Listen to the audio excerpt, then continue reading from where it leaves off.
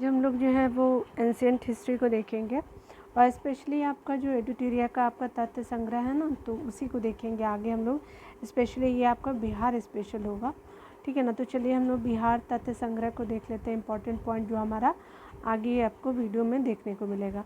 अभी हम लोग जो है वो आपका जो है प्राचीन भारत से रिलेटेड हम लोग शुंग वंश को देखेंगे। ऑलरेडी मैंने बहुत सारा इसका वीडियो कंप्लीट कराया है, तो आप प्लीज़ उसको जाकर के वॉच कर सकते हैं। एडिटोरिया के नाम से आपका बिहार तथ्य संग्रह बना हुआ होगा, तो आप उसको देख लीजिएगा, ठीक है ना।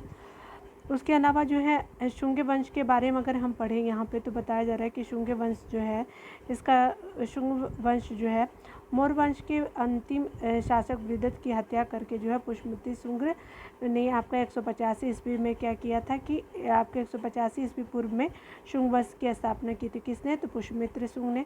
पुष्यमित्र शुंग जो था वह ब्राह्मण था, वह बृहदत्त का क्या था? तो आपका सेनापति था, ठीक है। बाद में अगला पॉइंट भी बताया जा रहा है कि पुष्यमित्र ने जो है सेनानी की उपाधि धारण की थी और उसने क्या किया था कि यवनों के आक्रमण को विफल भी किया था, याद रखिएगा। आगे बताया जा रहा है कि पुष्यमित्र ने आपको 2 अश्वमेध योग भी करवाए थे और इसमें पुरोहित पतंजलि थे, ठीक है। यानी पुष्यमित्र के आपके पुरोहित अगर थे तो वो आपके पतंजलि थे। पुष्यमित्र की मृत्यु के बाद उसका जो पुत्र था अग्निमित्र 148 ईस्वी पूर्व में राजा बना। उसके अलावा बताया जा रहा है कि कालिदास के नाटक जो आपका मालविका ज्ञान मित्र में जो है आपका अग्निमित्र एवं मालविका का वर्णन है। उसके अलावा बताया जा रहा है कि इस वंश का अंतिम शासक जो था आपका देवभूति था, ठीक है ना। तो ये हमारा हो गया पुष्यमित्र आपका शुंग वंश से रिलेटेड लास्ट आपका रूलर, अंतिम रूलर अगर शुंग वंश का पूछा जाएगा तो देवभूति को आप बताएंगे। कन्ना वंश को देख लेते हैं। कन्ना वंश से रिलेटेड आपको जानकारी जो मिलती है वो कन्ना वंश की स्थापना वसुमित्र ने देवभूति की हत्या की। आगे बताया जाए कि पुष्यमित्र शुंगों के अमात्य यानी क्या थे? तो आपके मंत्री थे।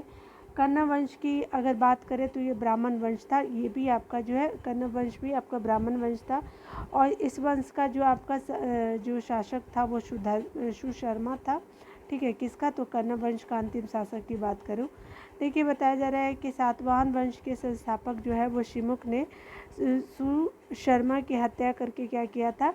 तो आपका कन्ना वंश के अंत कर दिया। तो किसने? सातवाहन वंश के संस्थापक जो आपका शिमुख था, वो उसका क्या नाम था? शिमुख ने सुशर्मा की हत्या कर दी।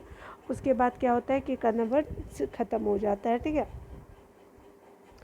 आगे देखते हैं हम लोग कुषाण वंश को देखेंगे। कुषाण वंश में बताया जा रहा है क्या कि अगर बात करें भारत आने वाले विदेशियों में कुषाण सबसे अंतिम थे, ठीक है। और विदेशियों के आने का क्रम जो हिंद यूनान हो गया।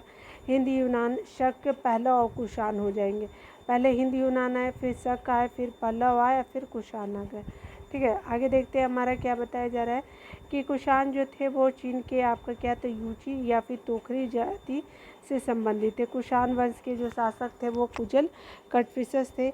उसके अलावा इस वंश का सबसे प्रमुख शासक जो था वो कनिष्का था।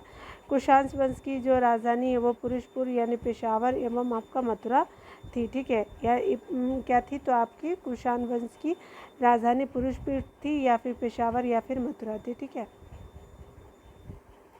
अश्वघोष जो है वो जिन्होंने बुद्ध चरित्र की रचना की को क्या किया कि कनिष्क ने क्या किया कि पाटलिपुत्रा से क्या किया कि विजित कर लिया था, ठीक है। और जो है अश्वमेघ जिन्होंने बुद्ध चरित्र की रचना की और कनिष्क ने पाटलु से विजित किया था अश्वघोष को। आगे बताया जा रहा है कि कनिष्क के समय अगर बात करें तो गंधार और मथुरा कला आपका विकास हुआ, ठीक है। तो 2 कला गांधार और मथुरा कला का संबंध कनिष्का के टाइम से है। आगे बताया जा रहा है कि कनिष्क ने जो है चौथी बौद्ध संगीति का आयोजन जो है कुंडल ग्राम यानी कश्मीर में करवाया था, ठीक है। कनिष्क ने जो है 78 ईस्वी में राजा बनने के बाद 78वीं ईस्वी में क्या होता है? राजा बनने के बाद शक संवत चलवाया। कनिष्क के समय शिल्क मार्ग पर जो है कुषाणों को क्या था? आधिपत्य था, ठीक है। आगे देखिए गुप्त वंश के बारे में बताया जाता है। गुप्त वंश जो है आपका स्पेशली गुप्त वंश की स्थापना जो है श्री गुप्त ने किया था। कब? तो 240 ईस्वी से लेकर के 280 पूर्व आपका याद रख लीजिएगा, यानी 280 ईस्वी जो है आपका 240 ईस्वी से लेकर के 280 ईस्वी तक माना जाता है आपका गुप्त वंश से रिलेटेड जो श्री गुप्त का टाइम था। उसके बाद जो है घटोत्कच आते हैं जो श्री गुप्त के उत्तराधिकारी कहे जाते हैं। घटोत्कच उनका टाइम पीरियड की अगर बात करूँ तो 280 ईस्वी से लेकर के 320 ईस्वी तक था। और वह क्या थे? तो आपका प्रथम गुप्त शासक था जिसने क्या किया था कि महाराजा की उपाधि धारण की थी। ठीक है, तो वो आप याद रख लीजिएगा कि महाराजा की उपाधि ली थी आपका घटोत्कच ने।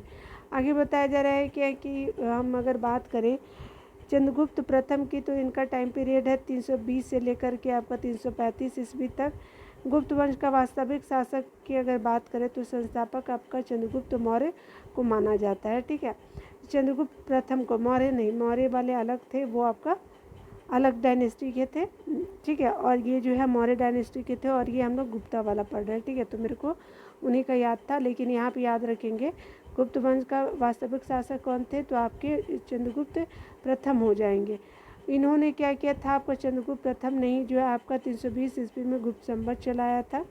आगे बताया जा रहा है कि चंद्रगुप्त प्रथम ने रेशमी की राजकुमारी कुमार देवी से विवाह किया था और वह जो है प्रथम गुप्त शासक था जिसने, ये तो घटोत्कच ने महाराजा का उपाधि धारण की थी और ये महाराजा धीराज की उपाधि धारण करते हैं।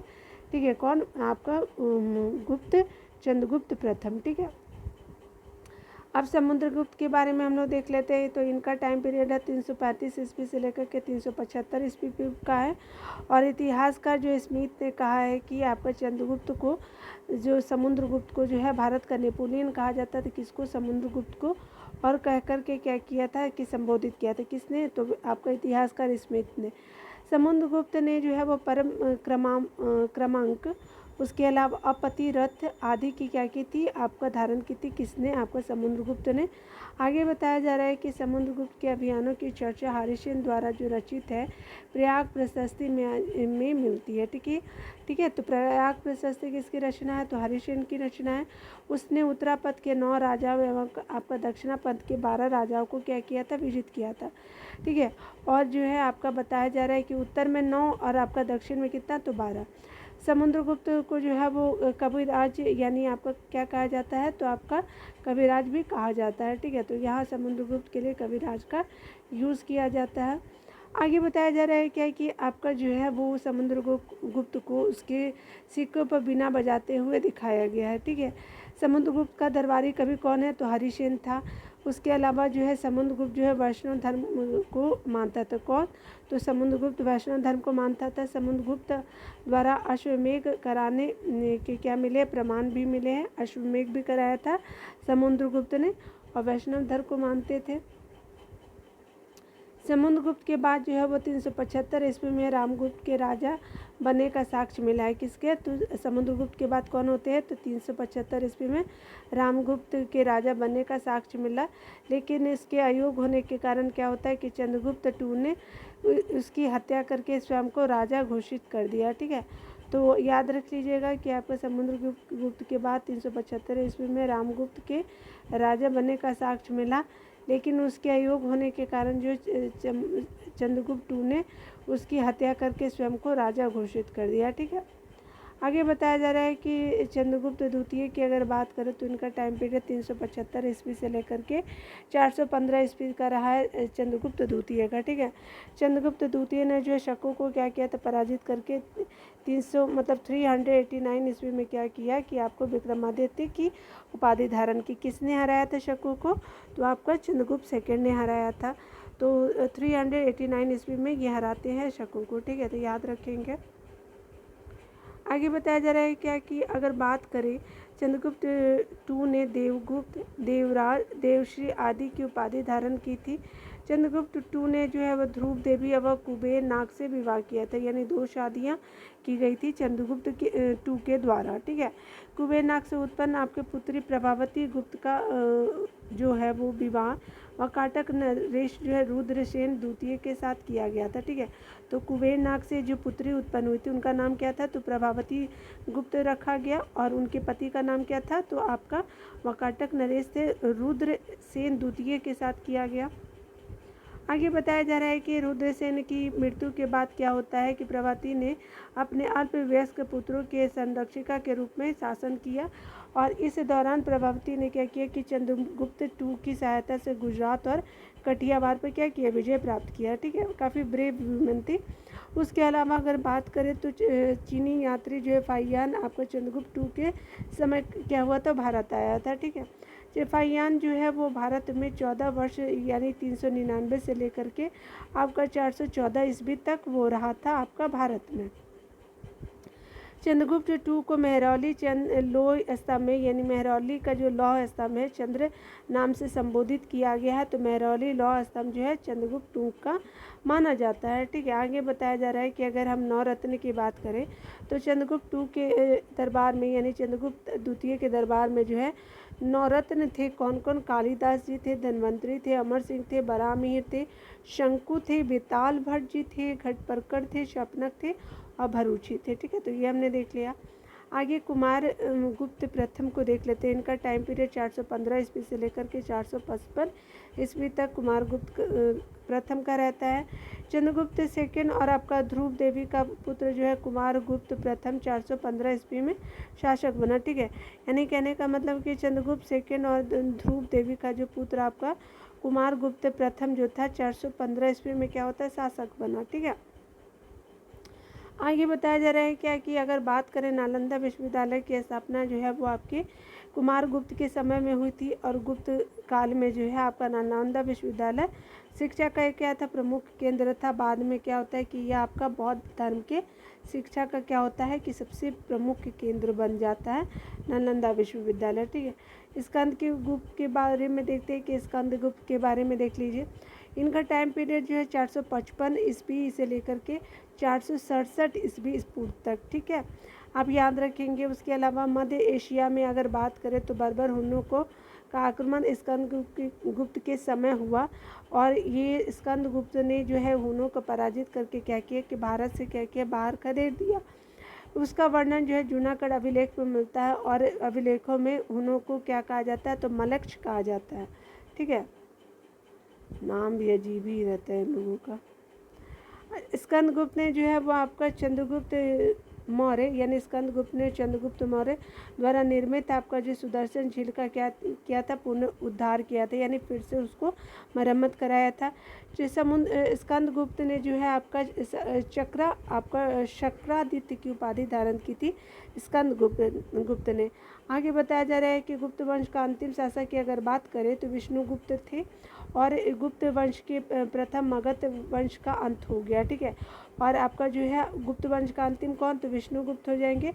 गुप्त वंश के साथ जो है मगध वंश का क्या हो गया, तो आपका अंत हो गया। ठीक है, यहाँ पे बताया जा रहा है कि इतिहास का जो B.A. स्मिथ है तो यहाँ पे ने सांस्कृतिक उपलब्धियों के कारण गुप्त काल को स्वर्ण युग की संज्ञा दी है। ठीक है, तो B.A. स्मिथ ने सांस्कृतिक उपलब्धियों के कारण गुप्त काल की स्वर्ण युग की संज्ञा दी। आगे बताया जा रहा है पाल वंश को। तो पाल वंश जो है वो पाल वंश की स्थापना गोपाल ने 750 ईस्वी में की थी। आगे बताया जा रहा है कि गोपाल ने क्या किया कि उदयपुरी आपका विश्वविद्यालय की क्या की स्थापना बिहार शरीफ में की। तो कहाँ पे, उदयपुरी विश्वविद्यालय की स्थापना बिहार शरीफ में किसने की, तो गोपाल ने की। आगे बताया जा रहा है क्या कि इस वंश का सबसे प्रमुख शासक कौन था, तो धर्मपाल था। धर्मपाल ने जो है वो आपका विक्रमशिला विश्वविद्यालय भागलपुर की स्थापना की। और भागलपुर कहाँ है, तो ये आपका ये विक्रमशिला कहाँ है, तो भागलपुर में है। और विक्रमशिला विश्वविद्यालय को कौन आपका स्थापना किया था, धर्मपाल ने किया था। चलिए आगे देखते हैं। सोमपुर महाविहार वर्तमान में बांग्लादेश में है का निर्माण भी आपका धर्मपाल ने ही करवाया था। ठीक है, तो हो सकता है ये पूछ ले। धर्मपाल ने जो है वो आपका त्रिपक्षीय संघर्ष में प्रतिहारों और राष्ट्रकूटों से क्या किया, संघर्ष किया। ठीक है, याद रखिएगा कि आपका धर्मपाल प्रतिहार मतलब पाल थे, प्रतिहार थे और राष्ट्रकूट थे आपका त्रिपक्षीय संघर्ष में। ये हमेशा पूछा भी जाता है। धर्मपाल प्रतिहार शासक वत्सराज से पराजित हुआ था, यानी धर्मपाल हार जाता है प्रतिहार शासक वत्सराज से, और बाद में धर्मपाल ने राष्ट्रकूट शासक ध्रुव और प्रतिहार शासक वत्सराज को क्या किया कि हरा दिया। ठीक है, उसने कुछ समय के लिए कन्नौज पर भी अधिकार कर लिया। किससे? तो धर्मपाल ने। ठीक है, आगे देखते हैं। धर्मपाल ने आपको उत्तरापत स्वामी की उपाधि धारण की थी। धर्मपाल के बाद जो है उसका पुत्र जो है देवपाल 810 ईस्वी में क्या होता है? शासक बना था। धर्मपाल के बाद उसका पुत्र कब बनता है? तो 810 ईस्वी में शासक बना देवपाल। उसके अलावा जो देवपाल ने मुंगेर को जो है अपनी क्या किया? राजधानी बनवाया। ठीक है, देवपाल ने जो है मुंगेर को जो है अपनी राजधानी बनवाया।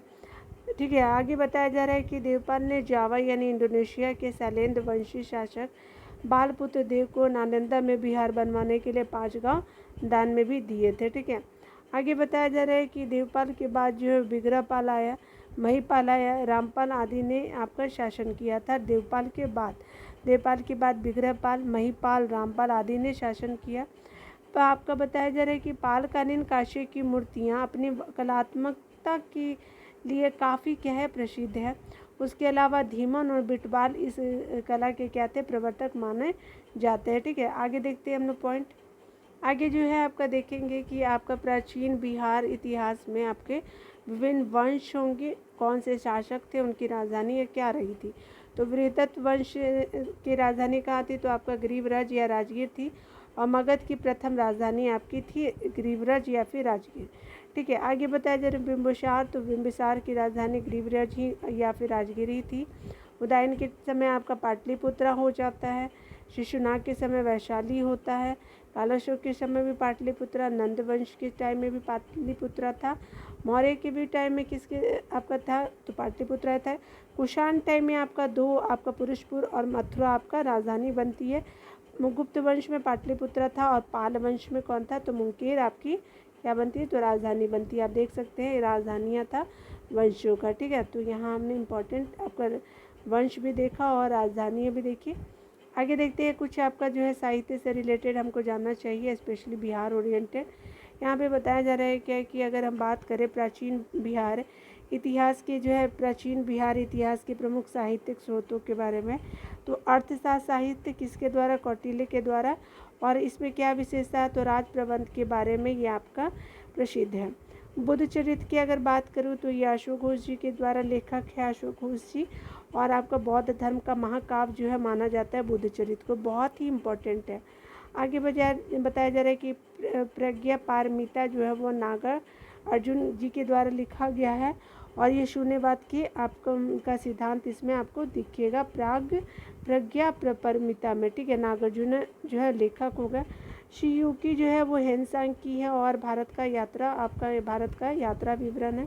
इंडिका जो है मेगास्थनीज के द्वारा लिखा गया है। और मौर्य आपका क्या है? तो साम्राज्य का आपका बहुत विवरण इसमें आपको इंडिका में मिलेगा। मिलिंद पन्ना जो है नागसेन जी के द्वारा लिखा हुआ है। बैक्टीरिया शासक आपका जो है वो मिनांडर एवं नागसेन की आपका क्या वार्तालाप का संग्रह जो है मिलिंद पन्नों में मिलता है। बैक्टीरिया का शासक कौन था? मिनांडर, और नागसेन के वार्तालाप का संग्रह मिलेगा इसमें। उसके अलावा ललित सागर के बारे में लेखक नहीं पता है, लेकिन ये आपका बुद्ध की लीलाओं का वर्णन है। महावंश के बारे में भी लेखक नहीं पता, लेकिन श्रीलंका के राजाओं का वर्णन है। जातक कथाओं का भी जो लेखक नहीं पता, लेकिन बुद्ध के जन्म की आपकी कहानियाँ इसमें मिलती है। ठीक है, जातक कथाओं में। आगे देखते हैं हम लोग हमारा जो है यहाँ पे, चलिए यहाँ पे हम लोग मध्यकालीन बिहार का इतिहास भी देख लेते हैं। ठीक है, जितना वीडियो बन पाएगा देख लेते हैं जल्दी। यहाँ पे बताया जा रहा है कि अगर मध्यकालीन बिहार का इतिहास की बात करें तो आपको जो मध्यकालीन बिहार में अगर बात करें तो देखिए स्पेशली क्या है, तो ये आपका स्थानीय वंश जो थे वो कर्नाट वंश थे। तुर्क आपका शासन में बिहार के बारे में देखेंगे, सिख धर्म को देखेंगे। अफगान शासन में जो है वो बिहार यानी शेरशाह सूर्य से रिलेटेड पॉइंट देखेंगे मध्यकालीन बिहार में। और आपका सल्तनत काल में आपका बिहार किस तरह का, तो उसको देखेंगे। उसके अलावा मुगल काल में बिहार की क्या स्थिति थी उसको मध्यकालीन बिहार में ही देखेंगे। ठीक है, चलिए यहाँ पे देखते हैं तुर्क शासन में बिहार। तुर्क शासक कौन था? तो बख्तियार खिलजी जो है वो आपका दिल्ली में तुर्क सत्ता की स्थापना का वास्तविक आपका क्या था? तो वास्तविक श्रेय बख्तियार खिलजी को जाता है। बख्तियार खिलजी जो है कुतुबुद्दीन ऐबक का क्या था? तो आपका दास था। ठीक है, आगे बताया जा रहा है इसमें कि बख्तियार खिलजी के आक्रमण के समय जो बिहार में छोटे छोटे शासकों का जो है वो शासन था और उत्तर बिहार में कर्नाट वंश का शासन था। तो किसका? तो छोटे छोटे शासन तो थे, लेकिन स्पेशली अगर बात करें तो उत्तर बिहार में कर्नाट वंश किसके टाइम में था? तो आपका बख्तियार खिलजी के टाइम में था। ठीक है, आगे बताया जा रहा है बख्तियार खिलजी की पहली महत्वपूर्ण सफलता जो उदयपुरी बिहार यानी बिहार शरीफ की गई थी। कब? 1198 में वो जीतता है उदयपुरी को और बिहार शरीफ को। ठीक है, आगे बताया जा रहा है कि बख्तियार खिलजी जो है वो आपका क्या है? तो ये आपका उदयपुरी के साथ नालंदा विक्रमशिला विश्वविद्यालय को क्या कर दिया? नष्ट कर दिया था। इन विश्वविद्यालयों में उसने जो है आग लगवा दिया था और ये हमने देख लिया। आगे उसने जो है 1203 से 1204 में क्या करता है? नदिया यानी अभी वर्तमान का बंगाल वाला एरिया पे चढ़ाई किया, जो आपका सेन वंश की राजधानी थी। सेनों की राजधानी कहाँ थी? तो नदिया थी। और उस समय सेन वंश का शासक जो था आपका लक्ष्मण सेन था। ठीक है, लक्ष्मण सेन है जो है आपको बिना लड़े ही क्या हुआ कि डर करके भाग गया। और बाद में क्या होता है कि बख्तियार ने क्या किया कि इस क्षेत्र पर क्या किया? अधिकार कर लखनऊ को अपनी राजधानी बनाई। ठीक है, आगे बताया जा रहा है कि बख्तियार की हत्या उसके एक अधिकारी अली मर्दान ने कर दी थी। उसकी शव को बिहार शरीफ के मातपुर में दफनाया गया था। किसका? बख्तियार खिलजी का। ठीक है, चलिए स्थानीय वंश को देखेंगे तो हम लोग कर्नाट वंश को देख लेते हैं। मिथिला के कर्नाट वंश जो है वो पाल वंश के पतन के दौरान जो है तिरहुत मिथिला क्षेत्र में कर्नाट वंश का क्या हुआ? कि उदय हुआ। ठीक है, अगर बात करें कर्नाट वंश के आपके संस्थापक तो नानादेव जी थे और कर्नाट वंश की राजधानी जो सिमरावगढ़ थी तथा जो आपका वर्तमान में कहाँ है? तो नेपाल में है। ठीक है, आगे बताया जा रहा है कि क्या कि बख्तियार खिलजी ने आपका जो है बिहार अभियान के समय कर्नाट शासक नरसिंह देव ने उसे नजराना भेंट देकर के सहयोग किया था, क्योंकि कर्नाट वंश का जो सेन वंश से संघर्ष चलता रहता था। क्या होता था? तो आपका कर्नाट वंश का जो है सेन वंश से हमेशा फाइट होता रहता था। तो इस तरह से आपका बख्तियार खिलजी के समय आपका नरसिंह देव राजा था। ठीक है, आगे बताया जा रहा है कि कर्नाट वंश का जो तुर्क सेनापति तुगरील खां जो था, कर्नाट वंश का क्या था? तो तुर्क सेनापति था, उसका क्या नाम था? तुगरील तुगन के अभियानों की चर्चा तिब्बती धर्मस्वामी ने की है। ठीक है, उसके अलावा बताया जा रहा है क्या कि आपका जो है वो सामान्यतः दिल्ली के सुल्तान के समय के साथ क्या होता है कि कर्नाट वंश का संबंध नजराना एवं भेंट का था, परंतु गयासुद्दीन तुगलक ने अपने बंगाल अभियान यानी 1324-25 में क्या किया कि क्रम में कर्नाट वंश पर क्या किया कि विजय प्राप्त कर ली। ठीक है, चलिए आगे देखते हैं। आगे बताया जा रहा है कि गयासुद्दीन तुगलक के समय जो है आपका कर्नाट वंश का शासक जो था वो आपका क्या था? तो आपका हरीसिंह देव था। ठीक है, तो यहाँ पे गयासुद्दीन हरीसिंह देव याद रखेंगे। हरीसिंह देव जो थे वो समाज सुधारक भी था। उनका टाइम पीरियड जो 1279 से लेकर के 1335 माना जाता है। हरीसिंह इस वंश का जो है कर्नाट वंश का अंतिम शासक था और उसने जो है पंजी प्रबंध का आपका क्या किया कि विकास भी उसी के समय हरि सिंह के ही समय होता है। ठीक है, आगे देखते हैं आपका क्या है सल्तनत काल में बिहार। तो यहाँ पे बताया जा रहा है कि दिल्ली के सुल्तान एवं आपका बंगाल शासकों के बीच जो है निरंतर होने वाले संघर्ष में बिहार लंबे समय तक क्या युद्ध का अखाड़ा बनता रहा। ठीक है, दिल्ली के सुल्तान और बंगाल के बीच निरंतर आपका संघर्ष में जो है वो बिहार लंबे समय तक युद्ध का अखाड़ा बनता रहा।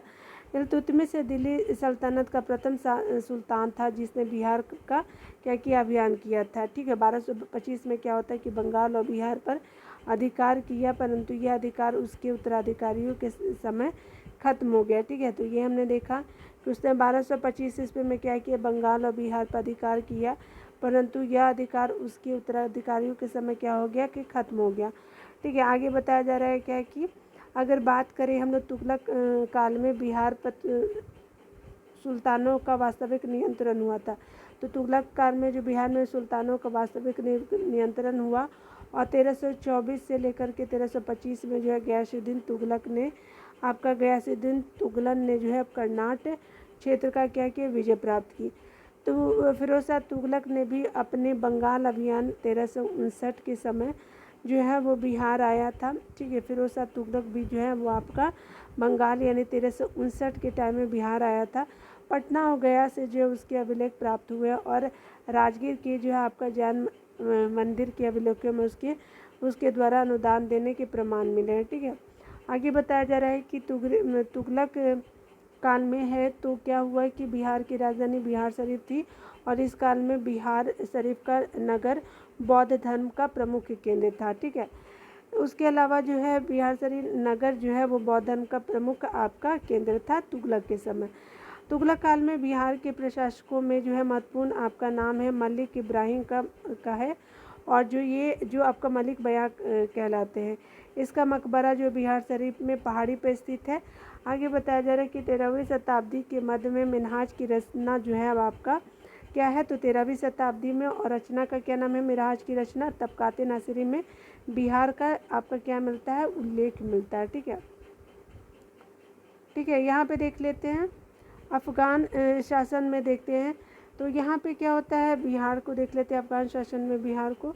तो सिकंदर लोदी ने 1495 से 96 में क्या होता है कि दरिया खान नुहानी को बिहार में क्या किया, प्रशासक राज्यपाल नियुक्त किया। किसने, तो सिकंदर लोदी ने 1495 से 96 में दरिया खान नुहानी को बिहार में प्रशासक यानी राज्यपाल नियुक्त किया जाता है। इब्राहिम लोदी की मृत्यु के बाद दरिया खान नुहानी का पुत्र जो था, दरिया खान नुहानी का पुत्र बाहर का नुहानी ने स्वतंत्र सत्ता की घोषणा कर दी। इब्राहिम लोदी की जो मृत्यु हो जाती है। दूसरी ओर अगर बात करें अफ़गान शासक जो महमूद लोदी, बाबर से बचने के लिए क्या हो रहा था, तो आपका बिहार आ गया। ठीक है, आगे बताया जा रहा है कि बाबर ने जो है 1529 में जो घाघरा के युद्ध में बिहार के इन अफ़गानों को क्या किया कि आपका जो है पराजित कर दिया। ठीक है, और घाघरा युद्ध के बाद क्या होता है कि बिहार में शेरशाह के नेतृत्व में पुनः अफ़गानों का क्या होता है, तो उदय होता है। किसका, तो आपका शेरशाह के नेतृत्व में। ठीक है ना, आज यहीं तक रहने देते हैं, मिलते हैं अगली वीडियो में। तो खुद का ख्याल रखिए, पढ़ते रहे, टेक केयर।